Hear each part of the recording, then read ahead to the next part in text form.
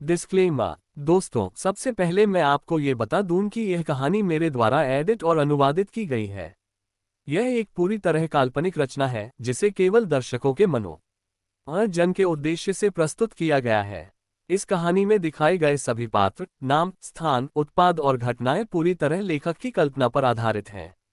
इसका उद्देश्य किसी भी व्यक्ति, समुदाय, परंपरा, प्रथा या विश्वास का अपमान करना कभी भी नहीं है।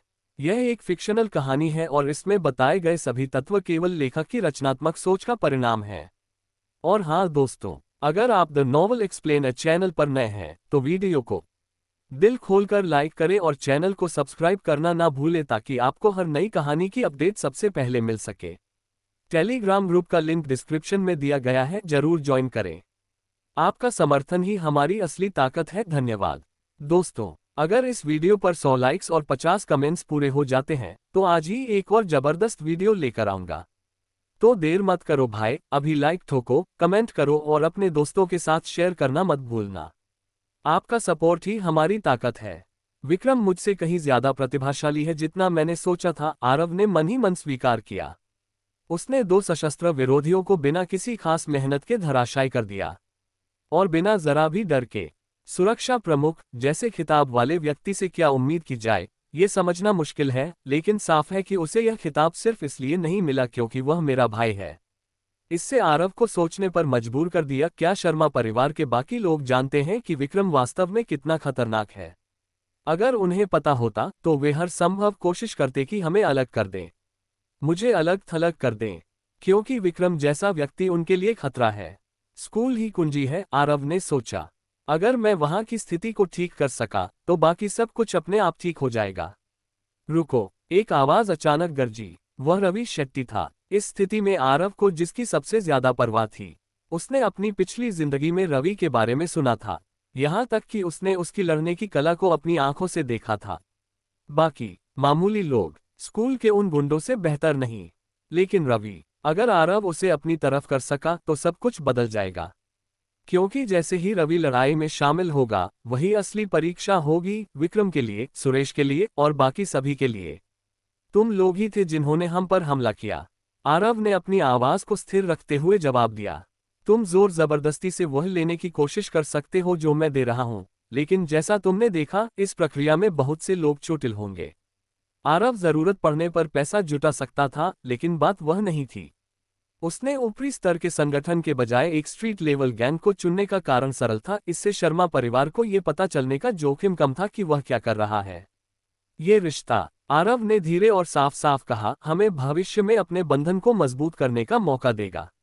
अगर तुम अब मेरा यह उपकार करो तो मैं वादा करता हूं कि यह उस रास्ते की शुरुआत होगी जो सबसे ऊपर तक जाता है। लेकिन मैंने जो कहा, मैं उसका मतलब समझता हूं। रवि चुपचाप बैठा रहा, गहरे विचार में डूबा। उसके आसपास के लोग समझ नहीं पाए कि अभी क्या हुआ, लेकिन वे हवा में कुछ बदलाव महसूस कर सकते थे। आखिरकार रवि ने सिर हिलाया। मेरी जिंदगी बहुत बदल गई है, आरव ने सोचा। चलो एक ऐसा नाम चुनते हैं जो इसे दर्शाए। हम हैं लाखपति लिनिएज, आरव ने कहा। जैसे ही पिट के सदस्यों ने नाम सुना, हंसी की एक लहर उनके बीच फैल गई। कोई भी नाम, चाहे वह कैसा भी लगे, सम्मान का हकदार है। आज यह मूर्खतापूर्ण लग सकता है, लेकिन कल यह ऐसा नाम हो सकता है जिसे तुम में से कोई भी जोर से बोलने की हिम्मत न करे। आरव ने जो नाम चुना था, वह सिर्फ एक शीर्षक नहीं था, यह उसकी जिंदगी के बदलाव का प्रतिबिंब था। उसे अपनी नई जिंदगी को स्वीकार करना था और उसमें मौजूद हर चीज का अपने फायदे के लिए इस्तेमाल करना था। सबसे ज्यादा जो बात उसे प्रभावित करती थी, वह थी उसके पास मौजूद अपार धन संपत्ति और जिस तरह वह इसका इस्तेमाल एक नया साम्राज्य बनाने के लिए करना चाहता था। ये धन उसकी वंशावली से आया था, इसलिए इन दोनों विचारों को मिलाना इस नई शुरुआत के लिए एकदम सही लगता था। अरे, क्या ये बेहतर नहीं होता अगर उसने, जैसे पहले हमारे साथ नाम पर विचार मंथन किया होता? जतिन ने पूछा। और रुको, क्या हम अब आधिकारिक तौर पर इस लाखपति लिनिएज का हिस्सा हैं? क्या हम अब जैसे एक दल बन गए हैं? जतिन जैसे किसी के लिए जो पहले कबीर मल्होत्रा के अधीन एक साधारण गुंडा था, ये सब वास्तव में रोमांचक लग रहा था। शुरू में एक असली गैंग के सामने होना डरावना था, लेकिन अब ऐसा लग रहा था जैसे वह उस जिंदगी को जी रहा है जिसके बारे में ज्यादातर गुंडे सिर्फ सपने देखते हैं। किसी तरह स्कूल बस उस असली अंडरवर्ल्ड का एक छोटा सुरक्षित संस्करण था जो इसके दरवाजों के बाहर इंतजार कर रहा था। लाखपति लिनिएज, हाँ, हमें किसी हाई क्लास दल जैसा लगता है, सुरेश ने भौं उठाते हुए कहा। और मैं तो धनवान होने से कोसों दूर हूँ। हाँ, अगर तुमने कोई गैंग बनाया होता तो उसका नाम होता कंगाल लिनिएज, जतिन हंसा। ठीक है, रवि शेट्टी ने खड़े होते हुए कहा। वह अब गंभीर लग रहा था, आगे बढ़ने को तैयार। यहाँ से द पिट इस काम के लिए लाखपति लिनिएज के साथ काम करने को सहमत है। जैसे ही आरव रवि की ओर बढ़ा, विक्रम सहज रूप से उसके पीछे चला, लेकिन आरव ने पीछे मुड़कर हाथ उठाकर उसे रोक दिया। ठीक है, आरव ने शांति से कहा, मैं इसे सुलझा लूं। हमें ये दिखाना होगा कि हमारे बीच विश्वास का एक स्तर है। अगर वे इस विश्वास को तोड़ते हैं तो वे अपनी खुद की साख खराब कर लेंगे। फिर कोई उनके साथ काम नहीं करेगा और वे अपनी बाकी जिंदगी छोटे मोटे अपराधों में कार के पुर्जे चुराकर और बेचकर गुजार देंगे। पिट के कुछ सदस्यों ने बड़बड़ाते हुए शिकायत की, लेकिन वे जानते थे कि वह गलत नहीं था। जब आरव रवि के पास पहुंचा, वह उस घिसे पिटे सोफे पर बैठ गया और अपना हाथ बढ़ाया। रवि ने इसे स्वीकार किया, एक मजबूत हैंडशेक के साथ सौदा पक्का करते हुए। दोनों बात करते रहे जब आरव ने अपना फोन निकाला, रवि से भुगतान विवरण मांगा ताकि तय डिपॉजिट भेज सके। अरे, पहले उन दो लोगों को पीटने का अच्छा काम किया, सुरेश ने सिर हिलाते हुए कहा। मुझे लगता है कि शायद उसी ने पूरी लड़ाई को और बिगड़ने से रोका। मैं अभी भी इस बात से खुश नहीं हूं कि तुमने हमारे मुकाबले में धोखा दिया, लेकिन श्रेय देना बनता है। वहां मौजूद सभी लोगों में केवल एक व्यक्ति था जो स्कूल में आरव की रक्षा कर सकता था, और वह था जतिन। कई बार ऐसा हो सकता था जब आरव को अंदर से एक सहयोगी की जरूरत पड़े। यही वजह थी कि उसने अपने शब्दों को सावधानी से चुना था। रूसी? नहीं, मुझे नहीं पता। शायद थोड़ा स्पेनिश या फ्रेंच था। जतिन ने कंधे उचकाए। सच कहूं, उन भाषा की कक्षाओं में कोई ध्यान नहीं देता। तू कहता है? मुझे आश्चर्य है कि फिर उसने इसे कैसे बोला। शायद उसने बहुत ज्यादा फिल्में देखी हों, सुरेश ने जवाब दिया। घिसे पिटे सोफे पर वापस आरव ने रवि के साथ विवरणों का आदान प्रदान पूरा कर लिया था। दो चीजें पूरी हो चुकी थीं। सबसे पहले, डिपॉजिट का भुगतान आसानी से ट्रांसफर हो गया था। तो तुम इस वीकेंड पर हमला करने की योजना बना रहे हो? रवि ने पीछे झुकते हुए पूछा। हमें एक दिन पहले मैसेज भेज देना। कुछ नहीं होना चाहिए, लेकिन अगर तुम्हें रद्द करना पड़े तो हम अपनी स्थिति बनाए रखेंगे। हम तुमसे रेलवे स्टेशन पर मिलेंगे और वहां से आगे बढ़ेंगे। क्या ये तुम्हारे सभी लोग हैं? आरव ने समूह को स्कैन करते हुए पूछा। एक खास कारण था, एक बहुत खास कारण कि आरव ने इतने सारे समूहों में से खास तौर पर इस एक को चुना था। मैं तुमसे स्कॉर्पियन गैंग के बारे में पूछना चाहता हूँ। एक समय स्कॉर्पियन गैंग का मुखिया रह चुके आरव को कई स्ट्रीट लेवल गैंग्स के बारे में पता था। उसके पास चुनने के लिए कई विकल्प थे। उसने द पिट को संयोगवश नहीं चुना था, और रवि शेट्टी की शानदार लड़ाई की कला ही एकमात्र कारण नहीं थी जिसके लिए उसने ये निर्णय लिया था। इसका कारण ये था कि स्कॉर्पियन गैंग ने कई पिछले अभियानों में द पिट का इस्तेमाल किया था। आरव रवि के व्यक्तित्व को अच्छी तरह जानता था, कहानियों, पिछले लेन देन और उनके दल के काम करने के तरीके के जरिए। इसलिए वह यहाँ अकेले नहीं आया था। वह बेहतर जानता था, रवि ऐसा व्यक्ति नहीं था जिससे आप बेफिक्र होकर मिलते। अब जबकि सब कुछ तय हो चुका था, आरव को आखिरकार किसी ऐसे व्यक्ति से आमने सामने सवाल पूछने का मौका मिला था जो स्कॉर्पियन गैंग के काफी करीब रहा था। मुझे आश्चर्य है कि तुम्हारे मुंह से ऐसा नाम निकला, रवि ने सोफे पर पीछे झुकते हुए कहा। लेकिन तुम अब तक आश्चर्यों से भरे रहे हो।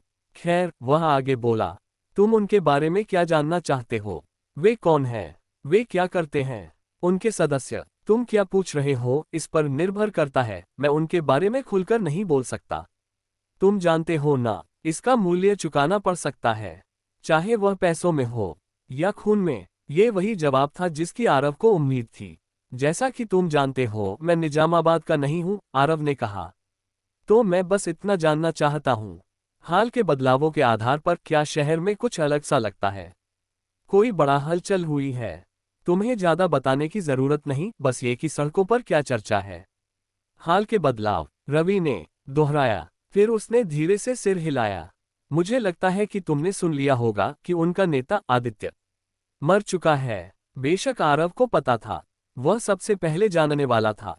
उसने सबसे पहले जाना था, और उससे यकीन था कि यह खबर पहले ही अंडरवर्ल्ड में फैलने लगी थी। मैं ज्यादा नहीं कह सकता, रवि ने स्वीकार किया। सच कहूं, मुझे इतना पता भी नहीं है। मैं पहले झूठ बोल रहा था। लेकिन शहर, ये कुछ अशांत सा लगता है। जय से नीचे कुछ बड़ा पक रहा हो।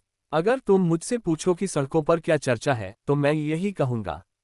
हमें तो ये भी नहीं पता कि स्कॉर्पियन गैंग का मौजूदा नेता कौन है, रवि ने अपनी आवाज को और नीचे करते हुए कहा। और हमें चिंता है कि कुछ बड़े समूह दूसरे शहरों से आ सकते हैं। लेकिन मैं जो कहूंगा वह ये है कि स्कॉर्पियन गैंग हर इलाके में सक्रिय है। उनके छोटे सदस्य ये सुनिश्चित कर रहे हैं कि बाकी समूह लाइन में रहें। और सच कहूं, ऐसा लगता है जैसे वे विस्तार करने की कोशिश कर रहे हैं। मुझे वाकई ज्यादा नहीं लगता, रवि ने कंधे उचकाते हुए जवाब दिया। खैर, शायद बस एक बात। वह आगे झुका। अगर उनका नेता मर गया, तो फिर गैंग ये क्यों नहीं पता कर रहा कि यह किसने किया? सबको लगा था कि किसी प्रतिद्वंद्वी गैंग के साथ पूर्ण युद्ध छिड़ जाएगा। लेकिन कुछ नहीं, खामोशी। और फिर बूम, वे विस्तार कर रहे हैं। यह मुझे ठीक नहीं लगता। आरव को स्पष्ट जवाब पता था। अगर उसे मारने वाले स्कॉर्पियन गैंग के ही लोग थे, तो जाहिर है कि हत्यारे की तलाश करने का कोई कारण नहीं होगा। वह अभी पूरी तरह से निश्चित नहीं था कि उसे धोखा दिया गया था। लेकिन गैंग की हाल की गतिविधियां, वे एक स्पष्ट तस्वीर पेश कर रही थीं। और वह तस्वीर उसके सबसे बुरे डर को पक्का कर रही थी। जानकारी के लिए धन्यवाद, आरव ने खड़े होते हुए कहा। उद्धरण चिन्ह, मुझे पता है कि तुम्हें ये बताने की जरूरत नहीं थी। अरे, मैंने तुम्हारे सवाल का जवाब दे दिया, रवि ने उसे रोकते हुए कहा। क्या तुम्हें नहीं लगता कि यह उचित होगा कि तुम मेरे एक सवाल का जवाब दो? मैं यह नहीं पूछने वाला कि तुम कौन हो, रवि ने आगे कहा। मुझे पता है कि तुम्हारे पास शायद अपने कारण होंगे, तुम्हारी सीमाएं। लेकिन एक हाई स्कूल का लड़का स्कॉर्पियन गैंग के बारे में सवाल पूछते हुए यहाँ क्यों घूम रहा है? आरव रुका, फिर चलता रहा। गुजरते हुए उसने कंधे के ऊपर से पीछे देखा और रवि को एक छोटी सी मुस्कान दी। आखिरी रेंजर, वह वाक्य अंग्रेजी में नहीं बोला गया था। यह एक ऐसी पंक्ति थी जो एक आसा दायरे में अक्सर इस्तेमाल होती थी। एक ऐसा दायरा जिससे रवि बहुत अच्छी तरह वाकिफ था। यह कोई धमकी नहीं थी, और रवि यह जानता था। यही कारण था कि वह जोर से हंस पड़ा। उन्हें जाने दो, हमारा काम यहाँ खत्म हो गया। जब तुम तैयार हो, मुझसे संपर्क करना। बाकी समूह को 2 बार कहने की जरूरत नहीं थी। वे इस इलाके से निकलने के लिए बहुत खुश थे। यह अजीब सा समूह एक साथ सिमट गया और द पिट के अड्डे से दूर चलने लगा। टूटी फूटी सड़कों और रिटेल पार्क के फीके रंगों से कुछ मोड़ पार करने के बाद वे फिर से मुख्य सड़क पर पहुंच गए। आरव ने टैक्सी बुलाने के लिए अपना फोन निकाला और समूह इंतजार करता रहा। वह बहुत तीव्र था, जतिन ने आखिरकार सांस छोड़ते हुए कहा। जो सांस वह रोक रखा था। लेकिन सबसे बुरी बात यह है कि हमें फिर से उनसे मिलना होगा। और अगली बार वे हमारे सहयोगी होंगे, सुरेश ने कराहते हुए कहा। अरे यार, ये लगता है मुझे कोई मास्क पहनना पड़ेगा या कुछ और। मेरे जैसे बड़े आदमी को छात्रों को पीटते हुए नहीं देखा जा सकता। हर किसी के अपने मुद्दे थे, अपनी चिंताएं, लेकिन चीजें आखिरकार अपनी जगह पर आने लगी थीं। अब हमारे पास हमारे रेंजर्स हैं, आरव ने कहा जब कार उनके सामने रुकी। अब हमें बस ये सुनिश्चित करना है कि हम कार्रवाई करने से पहले सब कुछ तैयार हो। द पिट पर वापस संगीत फिर से जोर से बज रहा था। ड्रिंक्स बाहर थे, हंसी हवा में गूंज रही थी, और गैंग ने पहले ही जश्न शुरू कर दिया था। क्या हमें स्कॉर्पियन गैंग को बताना चाहिए कि हम ये काम ले रहे हैं? पूजा राणे ने पूछा। हम आमतौर पर ऐसा ही करते हैं ना, बस ये सुनिश्चित करने के लिए कि कोई हितों का टकराव न हो। रवि ने एक पल के लिए सोचा, फिर उसकी आंखें हल्की सी सिकुड़ गईं। लेकिन मैं जो चाहता हूं कि तुम करो, वो ये है कि उस लड़के के बारे में सब कुछ पता करो। स्कूल में कुछ दिन बीत चुके थे और आखिरकार फिर से शुक्रवार आ गया, वीकेंड शुरू होने से पहले का आखिरी दिन। अनन्या जोशी बार बार गलियारों में चल रही थी, हर बार यह उम्मीद करते हुए कि शायद वह आरव को फिर से क्लास में देख ले। लेकिन ऐसा कभी नहीं हुआ। जब वह अपने विचारों में खोई हुई थी, उसका ध्यान भटक गया और वह गलती से अपने सामने वाले एक छात्र से टकरा गई। वह लगभग पीछे गिर पड़ी, उसकी किताबें और उसकी बाहों से फिसलकर फर्श पर बिखर गईं। इसके लिए माफी चाहती हूँ, अनन्या ने जल्दी से कहा। मैं ध्यान नहीं दे रही थी कि मैं कहाँ चल रही हूँ। जिस छात्र से वह टकराई थी, उसने बिना देर किए नीचे झुककर उसकी किताबें उठाईं और उसे वापस सौंप दी। धन्यवाद, अनन्या ने थोड़ा घबराते हुए कहा। कोई बात नहीं, बस सावधान रहना। हाँ, मैं रहूंगी। फिर से टकराने के लिए माफी। उसकी बात नहीं, छात्र ने जवाब दिया। उसकी आवाज थोड़ी गंभीर थी। तुम्हें पता है स्कूल खतरनाक है। अगर तुम्हें लगे कि कोई तुम्हारा पीछा कर रहा है तो सावधान रहना चाहिए। ऐसे स्कूल में किसी का इतने अच्छे से व्यवहार करना दुर्लभ था। एक विनम्र मुस्कान के साथ अनन्या ने उसे जल्दी से सिर हिलाकर जवाब दिया और तेजी से चली गई। उसके पीछे छात्र जय व्यास उसे जाते हुए देखता रहा। मुझे अजीब सा लग रहा है कि जल्दी ही कुछ होने वाला है, जय ने धीरे से बुदबुदाया। लेकिन शायद बेहतर होगा अगर कुछ न हो। अनन्या को क्लास में सिया कपूर से मिलने में देर नहीं लगी। अपनी सीट पर बैठते ही उसने एक लंबी भारी सांस छोड़ी। क्या हुआ? सिया ने पूछा। आरव फिर से यहाँ नहीं है।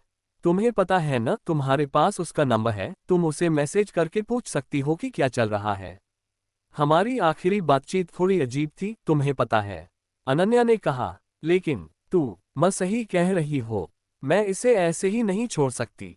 और इसके अलावा ये बस तुम्हारा वहम है, सिया ने जल्दी से कहा। तुम हमेशा की तरह ज्यादा चिंता कर रही हो। वैसे मैं तुम्हें बता देती हूँ कि तुम क्या कर सकती हो। क्यों न इस वीकेंड उसे सरप्राइज करो। तुम्हें पता है न वह कहाँ रहता है।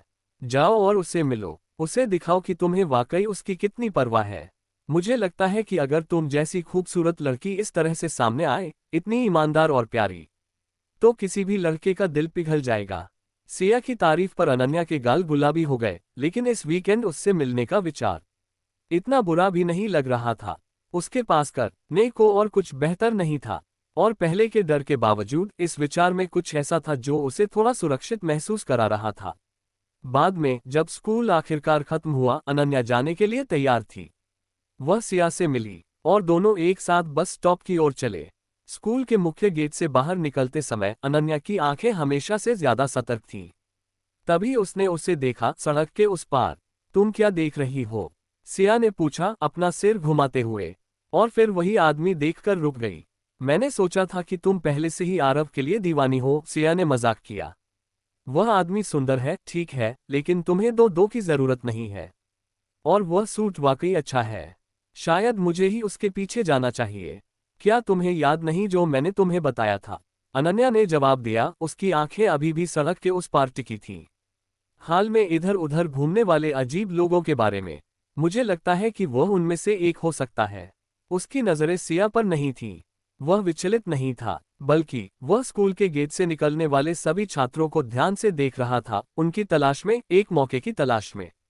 हाल में मेरा दिमाग हर तरह के विचारों से भरा हुआ है, विक्रम ने सोचा।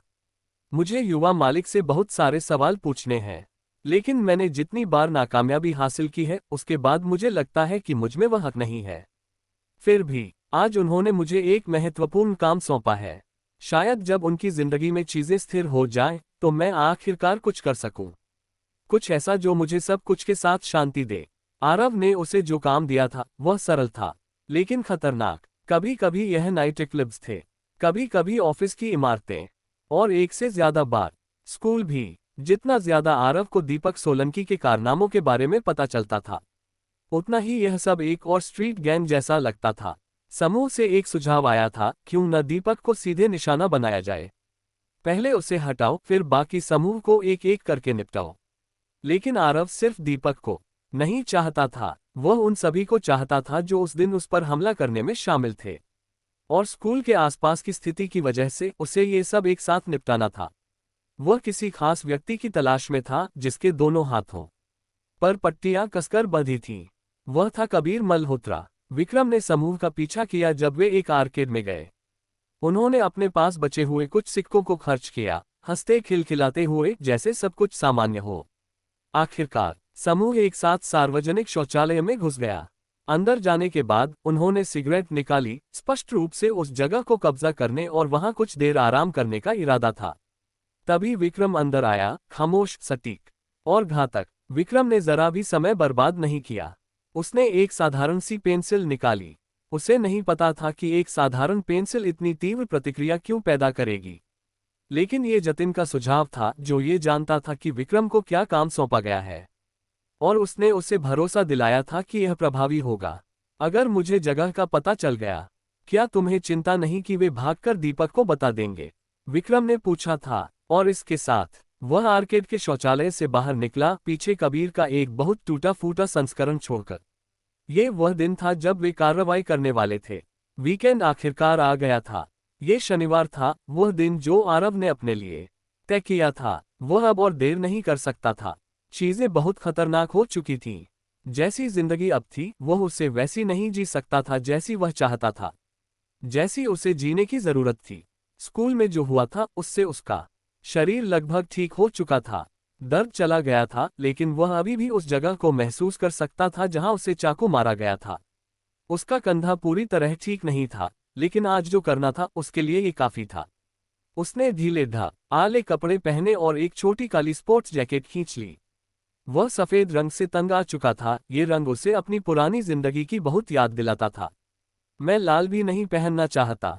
ये निश्चित रूप से मेरा लकीर अंग नहीं है, और मैं स्कूल यूनिफॉर्म में भी तो बाहर नहीं जा सकता। मुश्किल ये थी, आरव के ज्यादातर कपड़े सफेद स्कूल शर्ट्स थे, तो आखिरकार उसे काली जैकेट के नीचे वही पहनना पड़ा।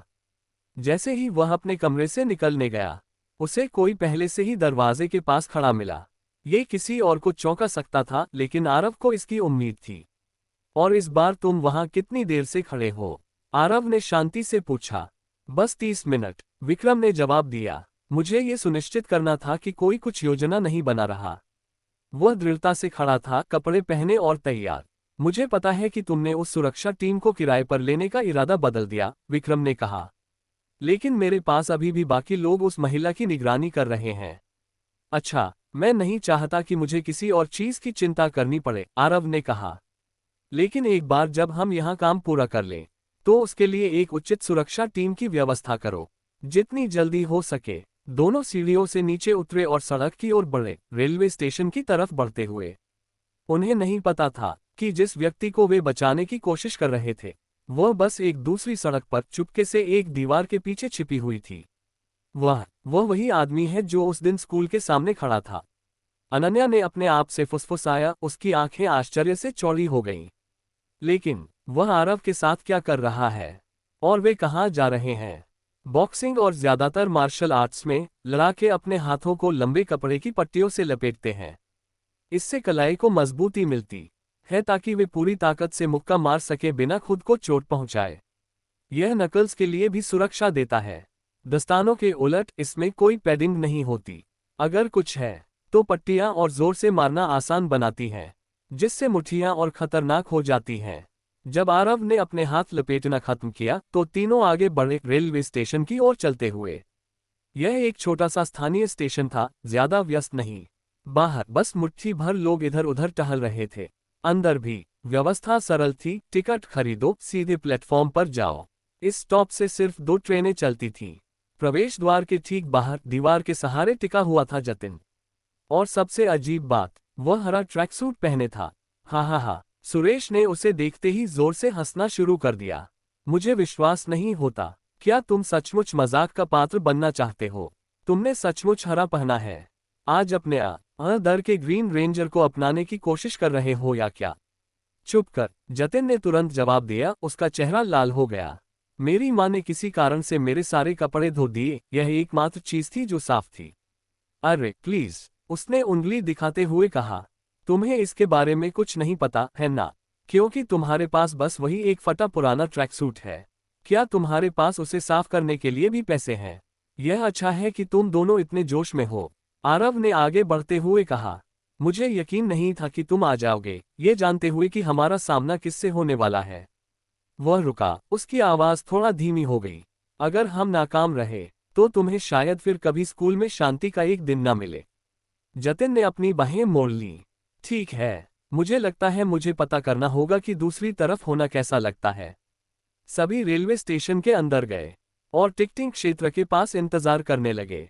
कुछ ही देर में ट्रेन आ गई और कुछ यात्री उतरे।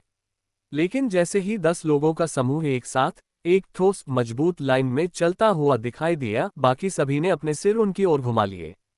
हाथ जेब में, आंखें सामने, वे एक यूनिट की तरह लग रहे थे, एक दल की तरह। और वे बिल्कुल अलग दिख रहे थे। उनका नेतृत्व बेशक रवि शेट्टी कर रहा था।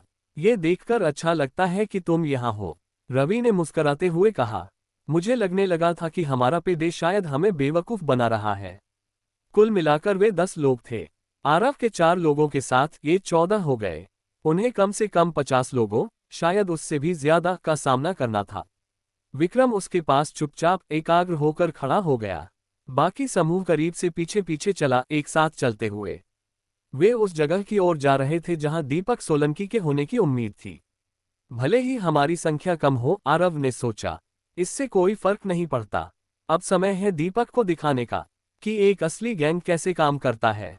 दीपक सोलंकी ने अपने समूह को हमेशा की तरह वीकेंड के लिए इकट्ठा किया था। लेकिन आज यह कोई साधारण वीकेंड नहीं था। यह दिन उसके लिए 2 प्रमुख कारणों से महत्वपूर्ण था।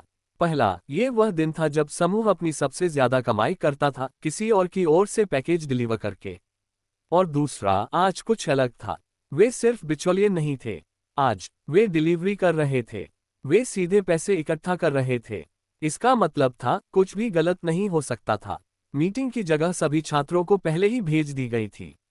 यह एक चौड़ा, आयताकार जमीन का टुकड़ा था जो पहले डेवलपमेंट के लिए चिन्हित था। लेकिन अब तक वहां कोई निर्माण शुरू नहीं हुआ था।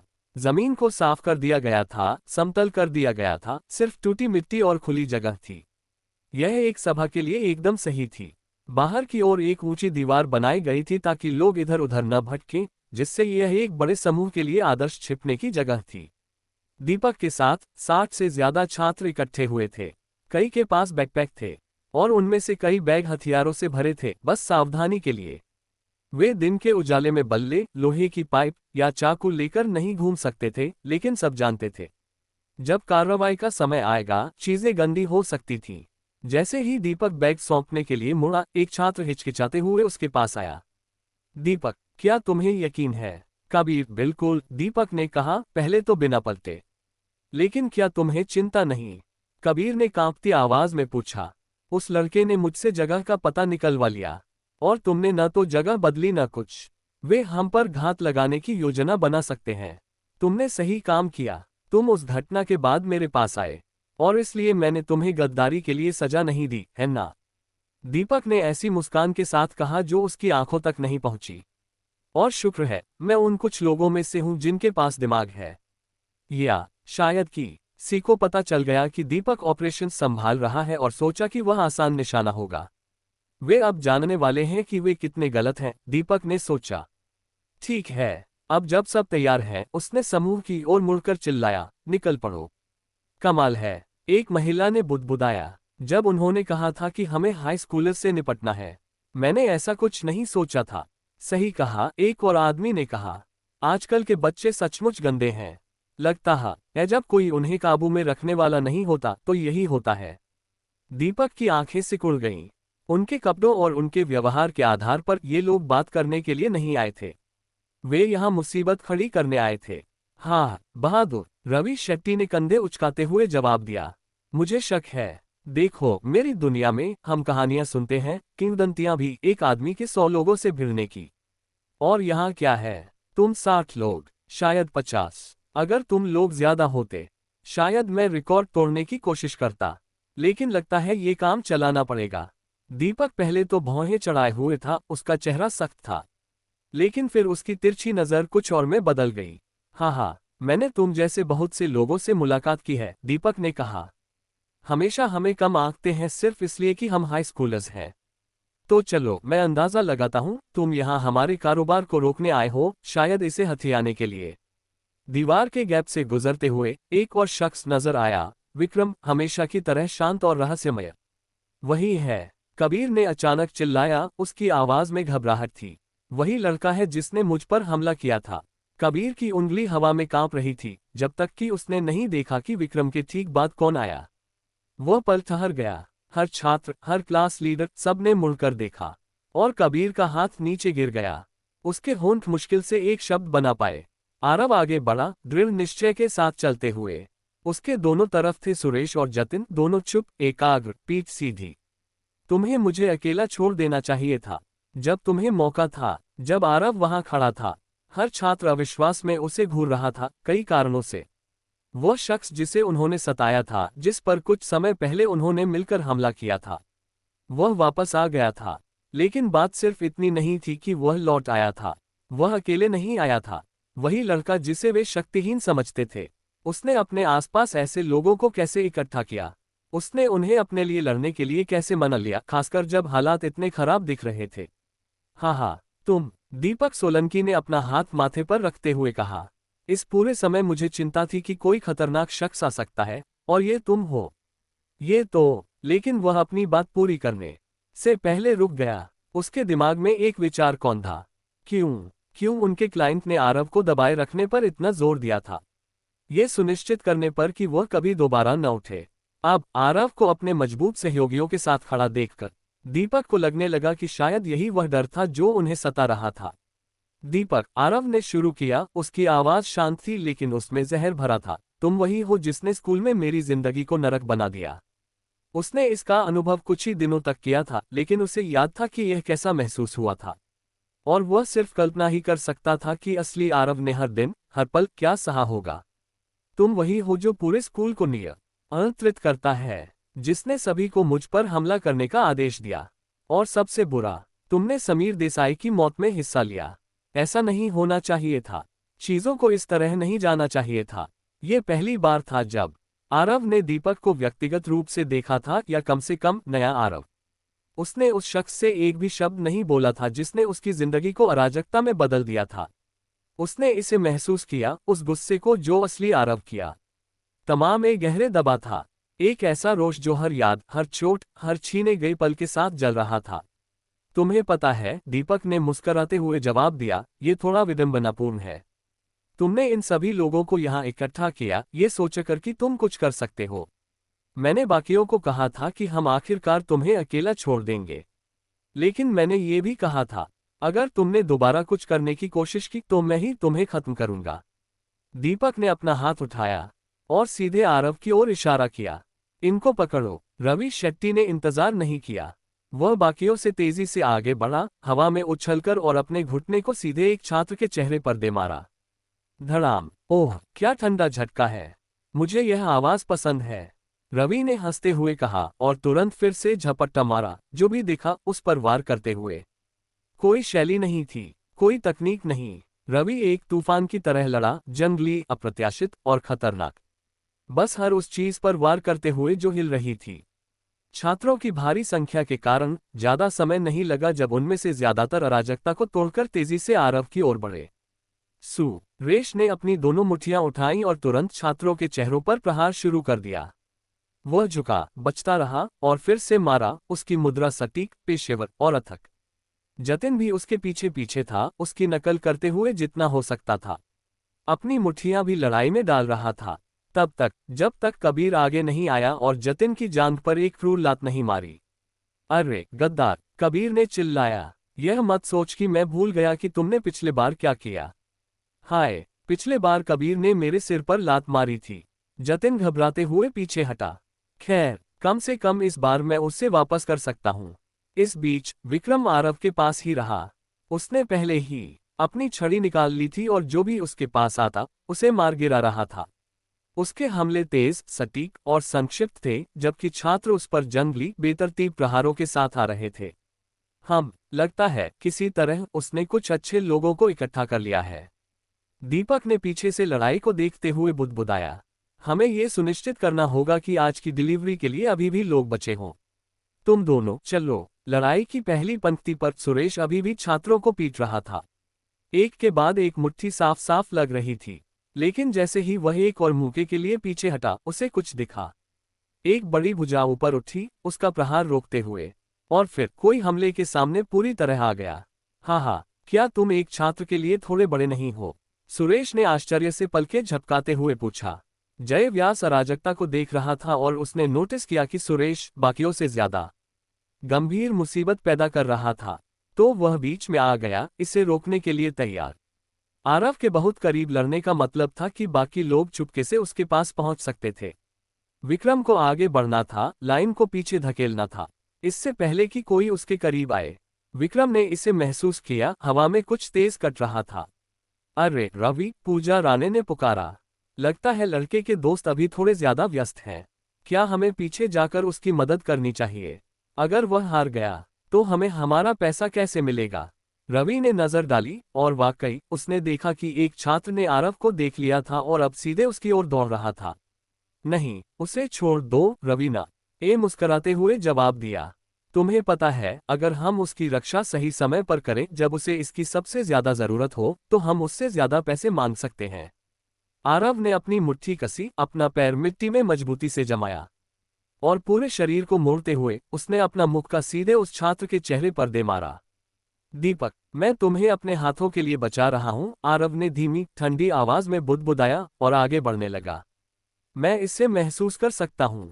आज एक किंवदंती जन्म लेगी। बत्तख को बगल से चूसो, संध्या मोरे ने बुदबुदाया। वह रवि शेट्टी के काफी करीब लड़ रही थी और कई कारणों से आरव पर नजर रखे हुए थी। अब उसने अभी अभी देखा था कि आरव ने एक ही मौके में एक छात्र को धराशायी कर दिया। आरव बड़ा नहीं था, उसमें ज्यादा मांसपेशियां नहीं दिखती थीं। फिर भी उसने पूरे आत्मविश्वास के साथ हमला किया, दौड़ते हुए छात्र की गति का इस्तेमाल करके एकदम सटीक प्रहार किया। या तो आरव जन्मजात लड़ाकू था या उसने ये पहले कई बार किया था। हाँ हाँ, तुम तो शुरू से ही लड़ सकते थे, है ना? दीपक सोलंकी ने मुस्कुराते हुए कहा। मुझे वे वीडियो याद हैं। बाकी लोग गलत नहीं थे। इसे अपनी आंखों से देखना बिल्कुल अलग है। फिर भी हमारी स्थिति एक जैसी नहीं है, आरव। तो आओ और मुझे पकड़ो अगर पकड़ सकते हो। उसने अपने हाथ उठाए और कई छात्र तुरंत आरव की ओर दौड़ने लगे। बाकी सब अपने अपने अराजकता में उलझे थे, कोई भी मदद के लिए आगे नहीं आ सका। लेकिन आरव को उनकी जरूरत नहीं थी। गिरे हुए छात्र का शरीर बाकियों का रास्ता रोक रहा था, जिससे आरव को एक पल सांस लेने का मौका मिला। ठीक उसी समय जब उसे एक और हमलावर बगल से आता दिखा, आरव मुड़ा और झपटा, उसकी मुट्ठी उस छात्र के चेहरे पर जोर से लगी। छात्र एक बल्ला पकड़े हुए था, लेकिन आरव के मुके ने उसकी पकड़ ढीली कर दी। जैसे ही बल्ला हवा में लहराया, आरव ने बिना हिचक के उसे पकड़ लिया और जोर से घुमाया, एक और छात्र के चेहरे पर मारते हुए, जिसके दांत बिखरे हुए पासे की तरह फर्श पर गिर गए। एक और छात्र चाकू लेकर दौड़ा, लेकिन आरव ने पलक भी नहीं झपकी। उसने बल्ला सीधे उसके चेहरे पर फेंक दिया। छात्र ने मुश्किल से बचाव किया, एक तरफ कदम रखते हुए, लेकिन तभी उसे अपनी कलाई पर एक तेज प्रहार महसूस हुआ, जिससे चाकू छूट गया। इससे पहले कि वह कुछ कर पाता, आरव ने उसके सिर के पीछे का हिस्सा पकड़ा और अपने घुटने को सीधे छात्र की नाक में दे मारा। खून छलक गया, लेकिन आरव रुका नहीं। वह रुक नहीं सकता था। इन लोगों को फिर से उठने की इजाजत नहीं दी जा सकती थी, जैसा कि पिछले बार हुआ था। इसलिए आरव ने छात्र को फिर से नीचे खींचा और बार बार 1, 2, 3, 4 बार अपने घुटने को उसके चेहरे पर मारा और फिर उसे पीछे से आ रही भीड़ में फेंक दिया। 3 को जल्दी जल्दी निपटाने के बाद आरव कदम कदम आगे बढ़ा। उसकी आंखें दीपक पर टिकी थीं, भले ही छात्रों की बढ़ती लहर उसके रास्ते को रोकने की कोशिश कर रही थी। कुछ लोग जो दूसरों से लड़ रहे थे, अब आरव की ओर मुड़ गए, यह महसूस करते हुए कि लड़ाई का रुख बदल रहा था। ऐसी चुपके से हमले मेरी किताब में नहीं चलते, रवि ने एक और छात्र की ओर दौड़ते हुए कहा, और जब उसने मुक्का मारा, रवि पीछे झुका और सांप की तरह तेजी से आगे बढ़ा। दोनों हाथों से छात्र के सिर के दोनों तरफ थप्पड़ मार दिया। जब रवि ने ऊपर देखा, उसके चेहरे पर मुस्कान बनी रही, क्योंकि उसने देखा कि क्रूर आरव आगे बढ़ता जा रहा था। उसने एक छात्र की बांह को अपनी बगल के नीचे दबा लिया था और फिर बार बार गले पर मुक्का मारा, फिर अपने शरीर को मोड़ते हुए कंधे की हड्डी तोड़ दी और फिर छात्र को लात मारकर दूर फेंक दिया। वह क्रूर है, ये शांत लड़का, जिसने इन सभी बड़ों को अपने आसपास इकट्ठा किया। इन्होंने क्या किया? रवि ने सोचा। क्या इन बच्चों को भी पता था कि वे किस तरह के जानवर से भिड़ रहे हैं? उसके दिमाग में उनके बीच एक बड़ा अंतर था। सने स्कूल का मुखिया बनने तक का सफर तय किया था और अब वह सामान्य हाई स्कूल की गुंडागर्दी को पार करने जा रहा था। गुस्से से भरा हुआ दीपक अपने आसपास की स्थिति को नहीं देख रहा था। द पिट का एक सदस्य, पूजा राणे, काफी करीब आ गई थी। एक तेज प्रहार पूजा के पेट में गहराई तक उतरा, जिससे उसके मुंह से लार छलक गई। वह फर्श पर लुढ़क गई, सांस लेने में मुश्किल हो रही थी, और जब आखिरकार वह सांस ले पाई तो उसे उल्टी होने लगी। हाय, बाकी सदस्यों की हालत देखो, इनमें से कुछ के पास चाकू हैं और वे थोड़े ज्यादा उत्साहित हैं, रवि ने कहा, और वह संध्या के साथ अपने साथी सदस्य की ओर दौड़ा। भले ही इनमें से ज्यादातर बेकार लगते हैं, ये वाला वाकई में काबिल लगता है। मैं खुद उससे लड़ना चाहता था, लेकिन वह काम का हिस्सा नहीं था, है ना? तुमने मुझसे कहा था कि बस ये सुनिश्चित करूं कि तुम उस तक पहुंच सको, तो मैं बस रुकता हूं और देखता हूं, रवि ने सोचा। हाय, दीपक ने कहा, इसलिए तुम इतना आगे बढ़ गए, इसलिए तुम मेरे खिलाफ गए। पैसे के लिए नहीं, शोहरत के लिए नहीं, न ही कोई विरासत बनाने के लिए, बल्कि थोड़ी सी छेड़खानी के लिए। चुप कर, आरव ने तीखे स्वर में कहा। समीर, समीर तुम्हारे किए की वजह से मरा।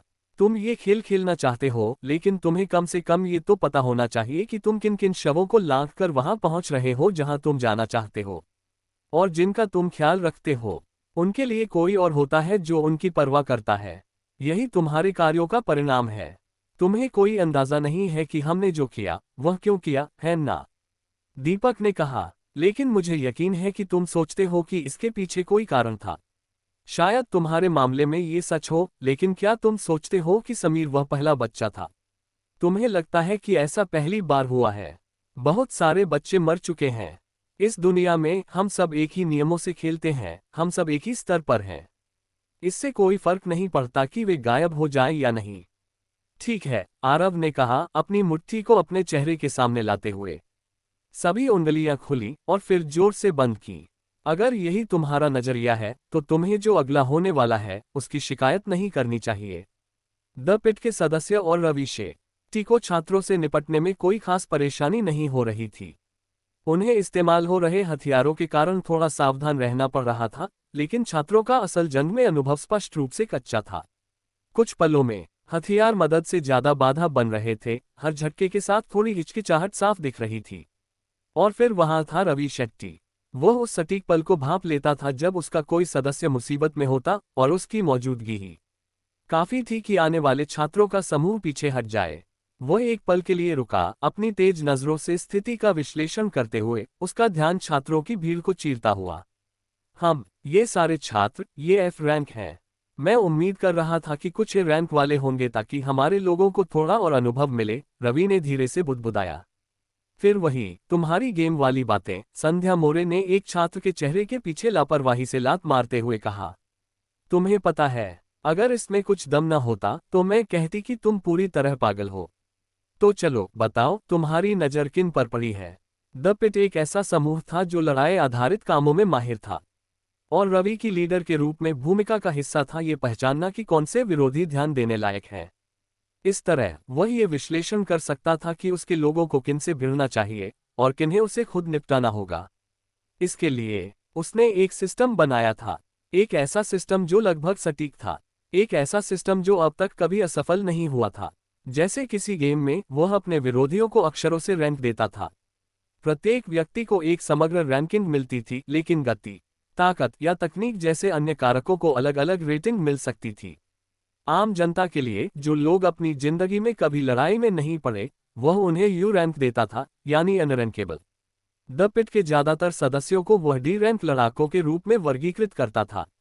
कुछ शायद ए रैंक की सीमा में आते थे। यही कारण था कि उन्हें छात्रों से भिड़ने में कोई परेशानी नहीं हो रही थी।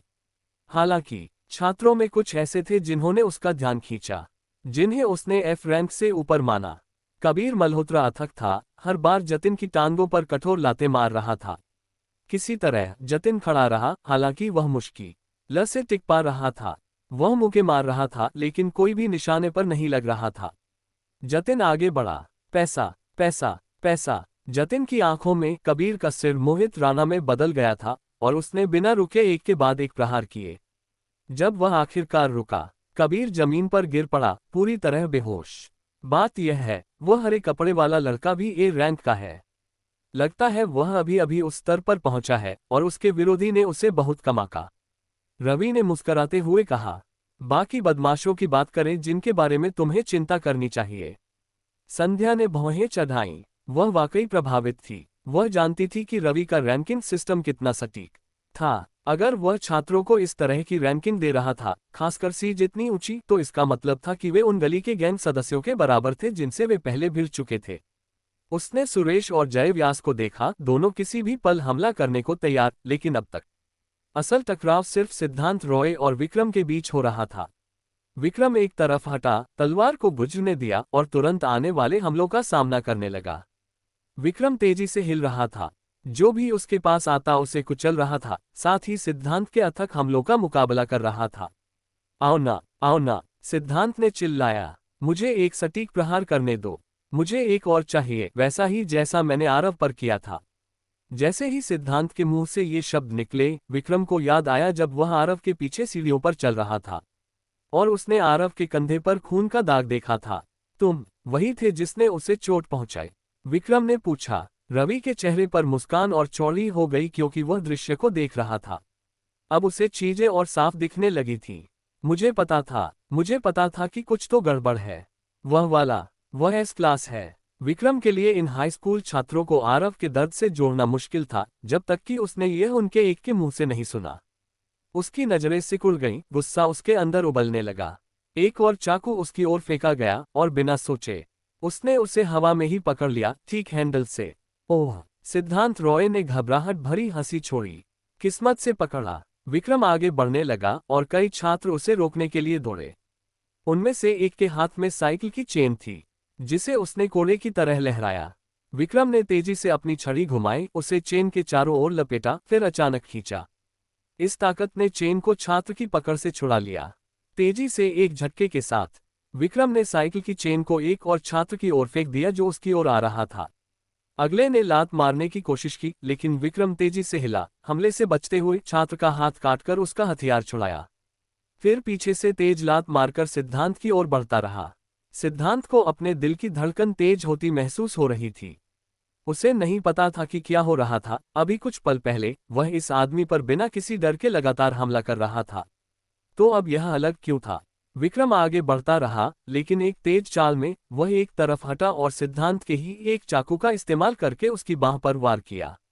वह जल्दी से सिद्धांत के झटके के नीचे लुढ़का, उसकी टांगों पर जोर से लात मारी, फिर उसका दूसरा हाथ काट दिया। सिद्धांत उसका मुकाबला नहीं कर पा रहा था। उसे अब कुछ समझ भी नहीं आ रहा था। वह बस अपने कपड़े फटते और अपनी त्वचा कटते महसूस कर रहा था।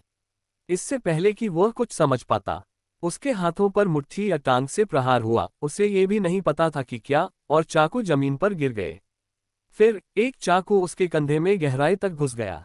ये वही दर्द है जो आरव को सहना पड़ा, विक्रम ने गुर्राते हुए कहा। मैं उसकी रक्षा करूंगा, तुम जैसे नीच लोगों से। विक्रम ने चाकू को फिर से पकड़ा, उसे दूसरी बार सिद्धांत पर लाने को तैयार, तभी एक मजबूत बाह ने अचानक उसकी हनी को जकड़ लिया और उसे पीछे खींच लिया। उसकी बाहें किसी और की बाहों में उलझ गई थीं, कोई इतना मजबूत कि उसे पूरी तरह रोक दे। ऐसा मत करो, रवि शेट्टी ने शांत मुस्कान के साथ कहा। वह पूरे समय विक्रम पर बारीकी से नजर रखे हुए था। अगर ऐसा कुछ हुआ तो बीच में आने के लिए तैयार। मैं नीच हूं, और अगर मैं होता तो मैं ऐसा करता। लेकिन तुम्हारे लिए, अगर तुम एक हाई स्कूलर के खिलाफ इतना आगे चले गए तो तुम्हें उसे जेल की सलाखों से बचाने में मुश्किल होगी, आरवी ने टिप्पणी की। ये शब्द विक्रम के गुस्से को चीरते हुए गए, उसे थोड़ा उसकी उन्माद से बाहर खींचा। उसने नीचे देखा और आखिरकार महसूस किया कि वह क्या करने वाला था। धन्यवाद, विक्रम ने बुदबुदाया। चिंता मत करो, लेकिन याद रखो तुम मुझ पर एक एहसान चढ़ा, और एक एस रैंक जैसे तुमसे एहसान लेना, वह काम आएगा। सुरेश सबसे बड़े छात्रों में से एक, जय व्यास के पेट और बगल में जोरदार मुक्के मार रहा था। उसके मुक्के जोर से लग रहे थे और यहां तक कि सुरेश की अपनी नकलें भी दर्द करने लगी थीं।